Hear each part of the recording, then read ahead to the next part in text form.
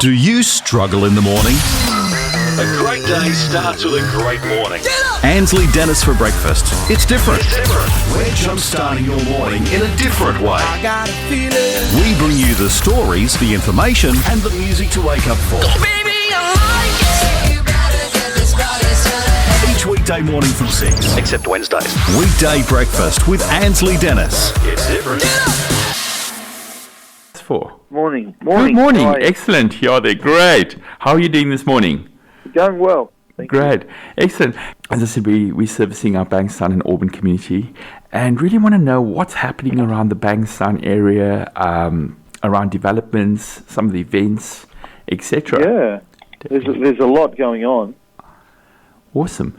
So in terms of some of the developments, can you share with our listeners what's happening happening currently and also in the next few months from a development point of view and some of the events that you're focusing on? Sure. So at the moment on exhibition, we've got the master plans for our two town centres, our largest town centres in Bankstown and Canterbury. So those master plans are what we're hoping to have as our CBDs of the future, buildings of the future. And there's a lot of changes that we're proposing to, first of all, accommodate for the, increase in population that I think is coming, and also for more jobs for our local area. So they're all exciting things, and people can get onto the council website and have a look and make a comment, so I encourage them to do that. We've also got Western Sydney University in the middle of just started construction of the university in the Bankstown CBD, which I think will be a fantastic addition to our city. Wow, that's awesome. Yeah, so that'll be a purpose-built campus in the CBD where our local community will be able to not only attend there, but also hopefully use those facilities as well. So it'd be a great thing for our community. And when is this university going to be completed? Is it? So that's it's due to be completed in about 18 months to 2 years. So should be open for students, and we're expecting there to be about 8,000 to 10,000 students coming through there every day. So it'll be a fantastic addition, and hopefully what it will also do is help with our night economy. So what we really want to see is the Bankstown CBD become a destination at night. Definitely. At the moment, it's not really that. Yeah. And with the influx of people and students that are, going to university at all hours of the day and night, it'll be an opportunity for our night economy to grow. And I think that's a good thing, considering we're home to 36,000 businesses, and food is really a major destination point where we have it all here. We have a very, very multicultural community. We have over 130 languages, and I think you can eat pretty much food from any part of the world, and you'll be able to find it or source it in Canterbury Bankstown. Excellent. Well, I think it's a great opportunity as well for accommodation as well for the students as well. So there'll probably be lots of more apartments being built, infrastructure around, a bit of nightlife, a bit of cafes as well. 100%. Yeah, big opportunity. So obviously, all these things are going to happen, and I think it's important that we plan for them. They don't just happen ad hoc, and that's why we've released these master plans. What we're also hoping is announced shortly by the New South Wales government is the major hospital that they promised in the previous election, $1.3 billion new hospital. And I think if that gets announced, hopefully gets announced shortly, that'll really kickstart our city, where we'll not only need student accommodation, but also frontline health worker accommodation, potentially more hotels. So it really will change the look of our city and the feel of our city, and bring in more jobs, which I think is critical to making our city an attractive place to live. Awesome. Now, one thing I'm going to ask, and it's probably a bit of a curling question, is with all this great population and everything, traffic, what are we going to do around the traffic in Bankstown? Look, I totally agree. Traffic's a problem not only in Bankstown. Traffic's a problem across Sydney. No, across Sydney, definitely. It's across Sydney, and the idea is to again have it planned, have the potential growth planned, so we can then make sure that the traffic is is the best it can be. Now, I'm hoping with the introduction of the metro that is due to be open in Bankstown in 2024, there will be a change in a better way to travel around the city. But also, we do want to focus our CBD and make it more pedestrian friendly. So we've got a complete streets program that we're looking to also implement to look at how we can move around the city differently. So traffic certainly is a problem. Yeah. But what I think your listeners must realise is, even though there's growth, the growth is coming anyway. So unless you don't plan for it properly, the traffic will be worse than what it is today. And my aim is to not have it any worse, but to have it planned for.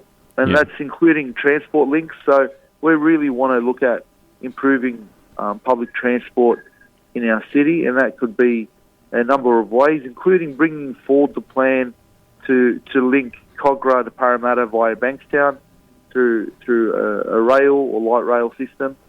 These are the sorts of ideas that we need to not only have an idea of, but start pushing for with government to make sure they invest in our local area. Definitely. Now, what I'm really keen also, and it's a month of Ramadan as well for our Muslim listeners out there, and is there any events planned for, it's 30 days of Ramadan, correct? Sure. Yeah. So we usually have Ramadan nights in Howden Street, Lakemba, where it really is a vibrant, multicultural, there's a spirit in the air when you walk down the street at night. We usually have,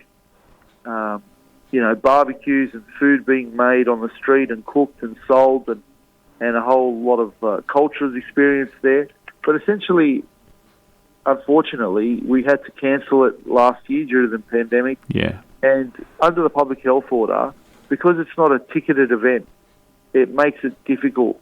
And so we've said to the shopkeepers there that you can't cook on the street. Yeah. You can cook in your shop, but you can sell on the street. Yeah. And but there's no pop-ups or there's no... So you need to make sure that you're doing the things the right way under the public health order. And we're working with community leaders and the local police to make sure that people are safe. And that's sort of what we're doing. So people can still go down there. And we've had thousands of people go down there over the last few nights. However, we've had to change the way we do it. And it's not, the way I'd like it to be done. But unfortunately, because of COVID, we have to do it this way to make sure everyone stays safe, but they can still enjoy the vibrant culture and the event of Ramadan throughout the holy month. Awesome. Now, just conscious of your time as well, Mayor, is there any other events or any other things, exciting things happening in the area that you want to share with? Yeah. As I said, there's a lot going on. Yeah. There's literally a lot going on. Yeah. But I'll just maybe mention a couple. Yep. Where work is underway at a splash park at Greenacre. We've never had a splash park in the city. Like a water park, Wow. It'll be open hopefully by the summer. It's free. It'll be a fantastic community asset. We've got stage 2 of the Canterbury Town Centre, which is starting next week. That's going to hopefully deal with traffic congestion at Charles Street and Canterbury Road. We're in the middle of finishing our synthetic turf down at Rudd Park in Belmore. We've got the Ewan Park precinct. We've got Cooks River beautification upgrades happening.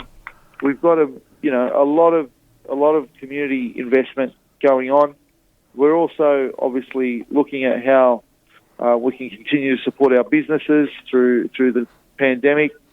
We've got a community grants program which is about to open up in May as well for all our not-for-profit groups that have a program or have a great idea, that we'll be able to support them in providing them with some grants if they make their application. That's awesome. There's a lot going on, as I said, and we're really looking forward to how we can continue making life just a little bit easier for our community. There is one thing I did want to mention, and that's most residents would know that we've changed the way we, the nights that we pick up their bins. Yeah. About a month ago, and there's still a few teething problems with that, but we've done it, and we're going through it, and I think people should just be a little bit patient with us. We'll get this right, and I think it's important because I don't know why they're struggling. I think you did a great job, by the way. I've got mine, and it moved from a Friday in Padstow to a Wednesday. You guys gave us clear things as on the fridge. You gave us clear instructions and notice.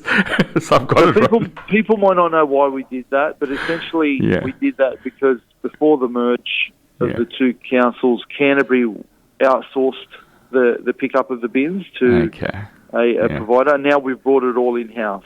Awesome. And so it's all done in-house by council staff and council trucks, and that's to save money for our ratepayer. Yeah. But unfortunately, there's always teething problems with such a big change, but we're working through them, and hopefully they'll resolve themselves shortly, and everyone can get used to their new bin night. Awesome. Now, that's really good. As I said, I think the communication was really well received, though. So, in pads, I'll see it. Yeah. No, that's great. Good to hear. Awesome. I want to thank you so much, and would love to have you anytime. If there's anything exciting happening, feel free. I'd love to have you back in studio at 2BACR. Love the work that you're doing, and I think it's exciting for our Bankstown community, all the initiatives that you're putting in place. Thank you for having me on, and I really do hope people get behind my vision to make our city compete with others across Sydney and across the world, because I think we've lagged behind for too long, and it's time we change that attitude and know that we can be the home of jobs and universities and hospitals and really bring think about the future generation as well. I think, Bankstown's a beautiful, multicultural, diverse city, and I'm proud to say I'm from Bankstown. Whereas I know there's sometimes perception that there's a bit of crime and it's lower socio, but it's actually one of the wealthiest cities. Like you go to Bankstown Sports Club and the businesses and the Chamber of Commerce and everything. Yeah, we're culturally rich. We really are. We are. But unfortunately, there's a perception out there that sometimes we're unsafe, and I think it's important that we continue to promote how safe we are. Definitely. Because I think that's a perception that's wrong, in essence, and we need to continue to work to promote how good we are, and because we are really a fantastic community. Definitely. I agree fully. Awesome. Well, thank you so much, Khal, for joining us this morning. And if you do celebrate Ramadan, I'm going to wish you, I'm not quite sure. I do want to put it out there, but if you do, have a blessed month of Ramadan. Thank you, and I wish you and all your listeners all the best. Thank you so much. Take care. That was Khal Asfour, our Mayor of Canterbury Bankstown. And what a great gentleman he is, and love all the initiatives he's putting in place here in our community. We're going to keep you moving. We're going to keep you grooving this morning. Thank you for joining us at 2BACR. 100.9 2BACR is big in the community. Join us on our Facebook page and find out how 2BACR is making a difference. 100.9 2BACR.